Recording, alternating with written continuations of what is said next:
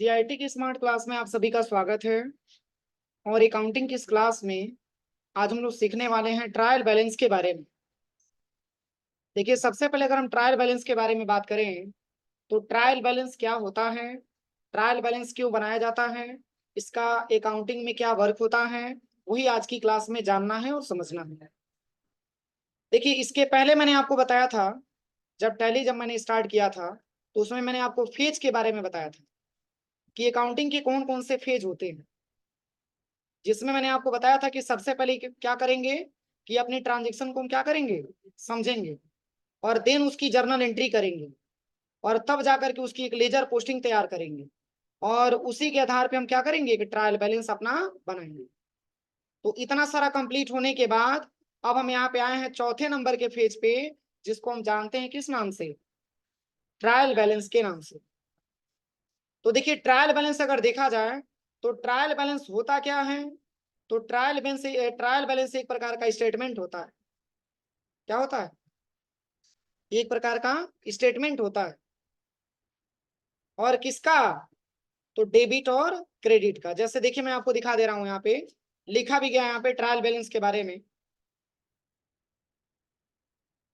कह रहा है कि ट्रायल बैलेंस, कह रहा है कि the trial balance is statement showing the balance or total of debit and total of credit all the accounts in the ledger. कह रहे कि ट्रायल बैलेंस एक प्रकार का स्टेटमेंट होता है जो शो कराता है बैलेंस को। और किसकी बैलेंस को? तो टोटल डेबिट और टोटल क्रेडिट के बैलेंस को क्या कराता है, शो कराता है। और लेजर में फिर कह रहा है कि intending to verify the arithmetical accuracy of posting to the ledger accounts, यानी कि इसके माध्यम से हम आसानी तरीके से जो भी हमारे बिजनेस का अर्थमेटिकल एक्यूरेसी होता है उसको हम आसानी तरीके से लेजर के माध्यम से, अकाउंट के माध्यम से हम उसको क्या करते हैं, वेरीफाई करते हैं, समझ पाते हैं। और फिर कह रहा है कि it is an important statement, और एक प्रकार का ये महत्वपूर्ण स्टेटमेंट होता है। क्या? Trial balance. कह रहा है कि इन द अकाउंटिंग प्रोसेस, यानी कि अकाउंटिंग प्रोसेस का इंपॉर्टेंट स्टेटमेंट होता है आपका क्या, ट्रायल बैलेंस। कह रहा है कि process for the final position of all accounts, जो फाइनल पोजीशन दिखाता है सभी अकाउंट्स के। और कह रहा है कि help in preparing the final statement, और ये हमारा हेल्प भी करता है एक फाइनल स्टेटमेंट का प्रिपेयर करने में। समझ में आया?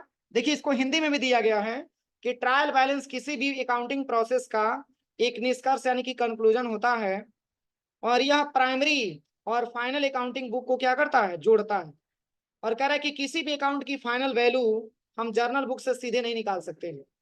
अब बताइए, आपसे ये कह दिया जाए कि आपने टोटल बैलेंस आपका डेबिट हो गया, टोटल बैलेंस आपका क्रेडिट हो गया, सिंगल सिंगल ऐसे ट्रांजेक्शन करेंगे तो आप उसकी वैल्यू आप नहीं जान सकेंगे कि डेबिट मतलब कि डेबिट की बैलेंस कितनी है और क्रेडिट की बैलेंस कितनी है। हाँ, इतना तो आपको पता है, सिंपल जर्नल एंट्री ने आपको ये बताया है कि जितना आपका डेबिट का बैलेंस हो उतना ही आपका क्रेडिट का भी बैलेंस होना चाहिए, ये नियम आपको पता है। लेकिन सिंपल जर्नल एंट्री से ये पॉसिबल नहीं है कि डेबिट और क्रेडिट बैलेंस का मतलब कि आप जो है आप आसानी तरीके से अमाउंट पता कर सकें कि दोनों इक्वल है कि नहीं। इसके लिए किसकी जरूरत होती है? ट्रायल बैलेंस की जरूरत होती है।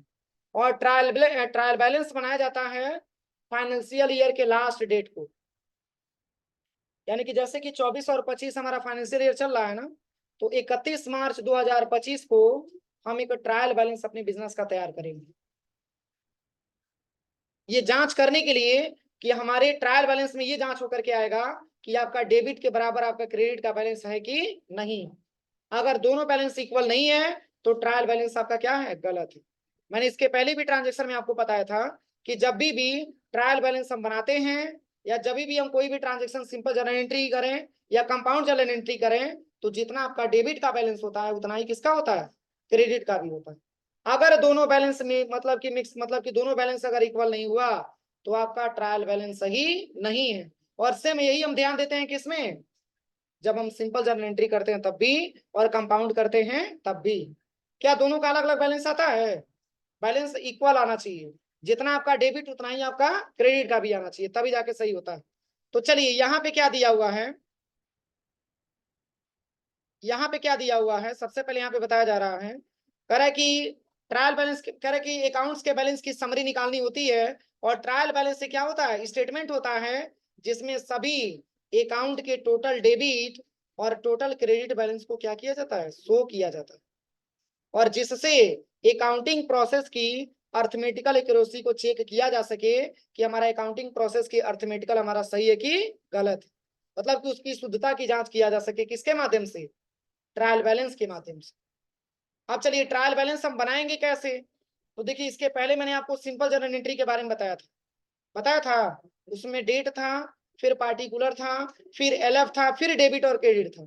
लेकिन उसकी अपेक्षा अगर हम इसकी फॉर्मेट देखें तो इसका फॉर्मेट चेंज लग रहा है कि नहीं लग रहा है, बोलिए। इसमें आपका सबसे पहले पार्टिकुलर दिया है, इसके बाद से एलएफ दिया है, इसके बाद से डेबिट और इसके बाद से क्रेडिट दिया है। क्या इसमें कहीं डेट मिला हुआ है टेबल में, तो डेट आपका सबसे टॉप में ही लिखा जाता है, क्योंकि जब भी बनाया जाएगा तो किस डेट को बनाया जाता है, 31 मार्च को ही बनाया जाता है। अगर 24-25 है तो 25 को बनाएंगे, 23-24 है तो 24 मार्च को बनाएंगे, मतलब कि 31 मार्च 2024 को बनाएंगे। मतलब कि हमेशा जब फाइनेंशियल ईयर इस मतलब एंड होता है उसी डेट को हम एक ट्रायल बैलेंस अपना तैयार करते हैं, ये जांच करने के लिए कि क्या हमारा क्रेडिट का बैलेंस डेबिट के बराबर मतलब कि बैलेंस से मैच कर रहा है कि नहीं कर रहा। समझ में आ रहा है ना, तो वही ट्रायल बैलेंस आज की क्लास में हमको बनाना सीखना है, और इसी फॉर्मेट के आधार पे हम चलेंगे, इस फॉर्मेट के हिसाब से आपको सीखना होगा। तो देखिए यहाँ पे सबसे पहले आपको ये समझना होगा कि डेबिट क्या है और क्रेडिट क्या है, तभी तो समझ में आएगा। नहीं तो पता ये नहीं चले कि आपको डेबिट जो बैलेंस है उसको क्रेडिट में भर दीजिए और क्रेडिट बैलेंस उठा के डेबिट में भर दीजिए, तो पता चल पाएगा। तो देखिए इसमें दिया हुआ है, सबसे पहले यहाँ पे समझिए, डेबिटर डेबिट है कि क्रेडिट है, डेबिट है, क्रेडिटर क्रेडिट है, वैसे ही आपको दिख रहा है। और कैपिटल हमेशा कैपिटल क्रेडिट होता है, ये मैंने बताया है। और ड्राइंग, बोलिए ड्राइंग का मतलब व्यापार के मालिक के द्वारा व्यापार में किए जाने वाला निजी खर्च, तो ये भी क्या हो जाएगा, डेबिट हो जाएगा, कैश बैलेंस डेबिट हो जाएगा। और परचेज रिटर्न क्या होता है, तो देखिए परचेज आपका डेबिट होता है और परचेज रिटर्न आपका क्या होता है, क्रेडिट होता है। वैसे ही सेल्स आपका क्रेडिट होता है और सेल्स रिटर्न आपका डेबिट होता है। और बिल्डिंग बिल्डिंग फिक्स एसेट्स है, डेबिट है कि क्रेडिट है, डेबिट है। और रेंट पेड डेबिट है, और इंटरेस्ट रिसीव डेबिट हो जाएगा, क्रेडिट है। बैंक बैलेंस डेबिट है। समझ में आ रहा है ना, तो बस इसमें जब भी हम बनाएंगे तो डेबिट का बैलेंस डेबिट साइड में और क्रेडिट का बैलेंस क्रेडिट साइड में, जैसे कि ये बना करके दिया हुआ है। लेकिन हाँ ये समझ में आना होगा आपको कि कौन सा बैलेंस डेबिट का है और कौन सा बैलेंस क्रेडिट का है, तभी आप बना पाएंगे। तो देखिए इसमें बस आपको करना क्या है, इसका एक फॉर्मेट मैंने एक्सेल पे बना रखा है। देखिए पहले तो क्या करिएगा, यहाँ पे आपको लिखना होगा trial balance of MC enterprises as on 31 March 2021। जैसे कि आप अपनी बिजनेस का बना रहे हैं तो अपनी बिजनेस का नाम रखिए, जिसका भी बनाना होगा उस बिजनेस का नाम रखिए और 31 मार्च का अपडेट दिखाइए। अब इसके बाद से ये जो ट्रायल बैलेंस आपका बना हुआ दिख रहा है, यहाँ पे लिखा भी है प्रिपरेशन ऑफ ट्रायल बैलेंस, और कह रहा है कि from the following ledger balance extracted from the book of MC enterprises prepare the trial balance as on 31/3/2021। यानी कि यह जो आपका ट्रायल बैलेंस बना हुआ है ये 31 मार्च 2021 को बना हुआ है, और वो भी किसका बना है, एमसी इंटरप्राइजेस का बना हुआ है। तो बस ऐसे ही हमको फॉर्मेट एक्सेल पे बनाना है। यहाँ पे मैंने टाइप कर ही दिया trial balance of MC enterprises है जो 31 मार्च 2021, और पार्टिकुलर में सारे अकाउंट को आप टाइप करिए जो आपका डेबिट है और जो आपका क्रेडिट है। अब इसमें आपको बैलेंस को आपको भरते जाना है, जैसे देखिए यहाँ पे देखिए डेबिटर का बैलेंस कितना है, कितना है, 15,000 है, तो डेबिट में आएगा तो डेबिट साइड में इसमें 15,000 भर दीजिए। अब बताइए क्रेडिटर का बैलेंस कितना दिया है, बुक में देखते बोलते जाइए, क्रेडिट का बैलेंस कितना दिया है क्रेडिटर का, 10,000 है, यहाँ पे 10,000 भर देंगे। अब बताइए कैपिटल कितना दिया है, तो क्रेडिटर का बैलेंस किस साइड जाएगा, हाँ क्रेडिट साइड में लिखेंगे, ये मत इसी में डेबिट में ही रख दीजिएगा तब गलत हो जाएगा। अब कैपिटल है तो किस साइड जाएगा, क्रेडिट में जाएगा। कितना बैलेंस दिया कैपिटल, हाँ 20,000 भर दीजिए यहाँ पे 20,000। अब इसके बाद से ड्राइंग ड्राइंग एक प्रकार का खर्चा है तो डेबिट है, तो डेबिट साइड में जाएगा कितना पैसा, 2600 रुपया। इसके बाद से कैश बैलेंस, ये भी हमारे बैलेंस का डेबिट है, कितना 500 ले लीजिए। और बैंक बैलेंस कितना दिया है, बैंक बैलेंस अभी मैंने लिखवाया है, अभी मैंने 700 लिखवाया है। और परचेज कितना दिया है? 6600। और परचेज रिटर्न कितना है? अरे परचेज है तो डेबिट हो जाएगा, और परचेज रिटर्न क्या हो जाएगा? बोलिए, परचेज डेबिट है तो परचेज रिटर्न क्रेडिट हो जाएगा। कितना है? 700। 700 है ना? अब चलिए, सेल्स कितना दिया है? हाँ, 35,000। तो सेल्स हमारा क्रेडिट हो जाएगा। तो यहाँ पे क्रेडिट साइड में लिखेंगे कितना, कितना दिया है? 35,000। अब सेल्स रिटर्न, रिटर्न कितने का हो रहा है?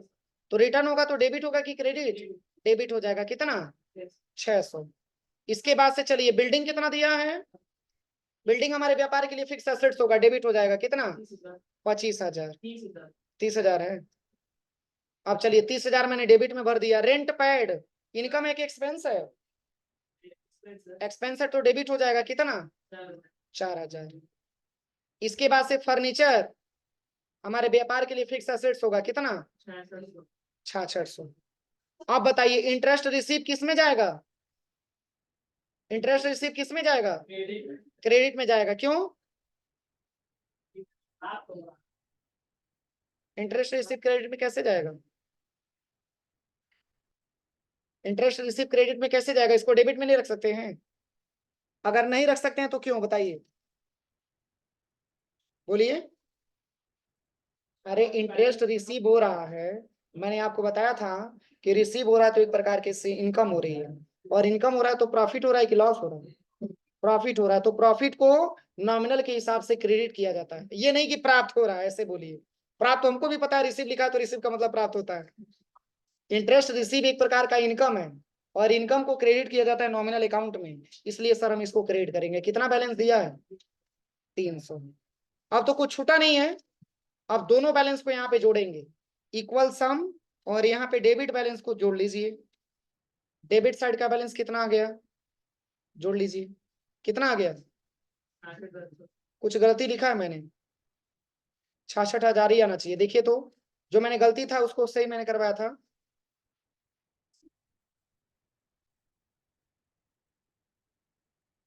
परचेज आपका 6,000 है ना? परचेज आपका 6,000 है, 6,000 ही है ना परचेज? देखिए तो परचेज कितना दिया? हाँ, तो यहाँ पे मैंने 6600 गलती लिख दिया था।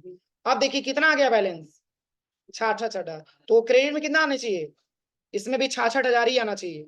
इक्वल सम करिए, और ब्रैकेट यहाँ से ओपन करिए। बस पूरे बैलेंस को आप एक साथ जोड़ लीजिए। अब जैसे ही आप एंटर करेंगे तो ये बता देगा कि टोटल बैलेंस आपका कितना है। किसी को कोई दिक्कत? तो जितना आपका डेबिट उतना ही आपका क्रेडिट। इस आधार पे हम बोल सकते हैं कि हमारा ट्रायल बैलेंस क्या है, सही। कोई दिक्कत? हो जाएगा। कोई दिक्कत हो तो पूछ लीजिए। बोलिए, समझ में आया कि नहीं आया? बस इसमें दो ही ऑप्शन आपको छांटना है, डेबिट क्या होगा और क्रेडिट क्या होगा। अगर इतना आप छांट ले गए तो ट्रायल बैलेंस बना लिए। अब ये ट्रायल बैलेंस अपने मन से कैसे बनाएंगे आप? बोलिए, बन जाएगा? बस अपने मन से कैसे बनाएंगे? इसमें बैलेंस आप अपने हिसाब से लिखते जाइए, और यही बैलेंस ला करके इधर भी रख दीजिए, दोनों में आपका इक्वल हो जाएगा। पर ये ध्यान दीजिएगा, अब ये नहीं कि ये कम और ये ज्यादा आ जाए, तब ट्रायल बैलेंस आपका सही नहीं होगा। ट्रायल बैलेंस ये कहता है कि जितना आपका डेबिट उतना ही आपका क्रेडिट होना चाहिए। और मैंने लिया भी है, लेफ्ट में भी आपका 66, राइट में भी आपका 66। जितना आपका डेबिट उतना ही आपका क्रेडिट। इस आधार पे कह सकते हैं कि सर हमारा ट्रायल बैलेंस क्या है, सही है।